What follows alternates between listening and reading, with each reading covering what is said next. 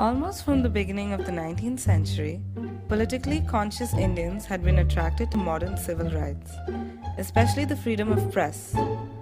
The press was the chief instrument for carrying out this task, that is, for arousing, training, mobilizing, and consolidating nationalist public opinion. Broadly speaking, the functions of the press are to convey government policies to the public, keep government informed of public needs, reaction to policies, and keep them both informed of events and happenings home and abroad.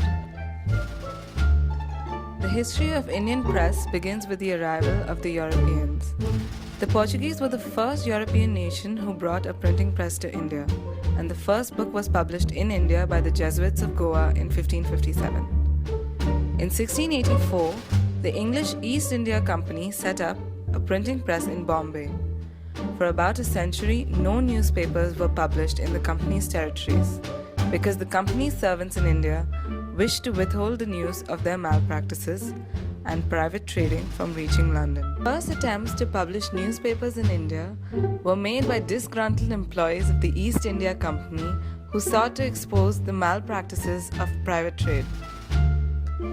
In 1776, William Bowles, being censured by the Court of Directors for private trading, resigned his service under the company and announced his intention to publish a newspaper, saying that he had, in manuscript, many things to communicate which most intimately concerned every individual.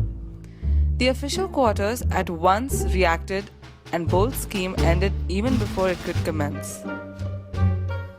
James Augustus Hickey was the first individual to ever publish a newspaper in India, entitled the Bengal Gazette, in the year 1780, which provided a detailed report of all violations by the East India Company and the corruption the Britishers were up to.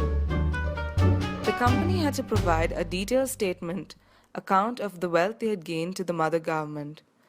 They also had to pay taxes to the government on what they had earned. James was arrested as his paper exposed many scandals. However, it is admitted that Hickey is a pioneer of the Indian press, and he deserves credit as an editor, for he had not surrendered to the will of the rulers of his time. These episodes of both James and Bolt encouraged both Indians and Englishmen to start publishing books, newspapers, and pamphlets.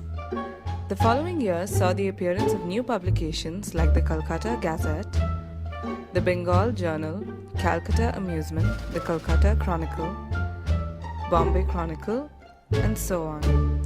All these newspapers carried heavy political matter about the East India Company's administration and governance. The British government, after a while, realized that seizing of press would not solve the issue, so they came up with legislations to control and suppress the freedom of press, such as the 1799 Censorship of the Press Act. Lord Wellesley imposed censorship on all newspapers. The regulations of this act said that every issue of the newspaper or journal should include names of the printer, publisher, and proprietors, which would be a deterrent to publish and let the government take specific actions.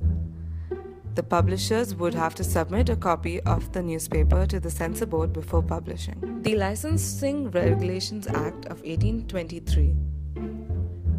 The appointment of John Adams as an acting Governor General in 1823 gave him the opportunity to give a practical shape to his reactionary views. Press regulations of 1823 proved more stringent than any that had been in force earlier. The new regulations required every printer and publisher to obtain a license for starting a press or using it. The penalty for printing and or publishing any literature without the license was 400 rupees for each such publication or imprisonment in default thereof. Magistrates were authorized to attach unlicensed presses. The Governor General had the right to revoke a license or call for a fresh application. The regional press called the Vernacular Act as Gagging Act, as it specifically aimed at clamping down the vernacular press. The act was applicable only to newspapers of vernacular. Created using Powtoon.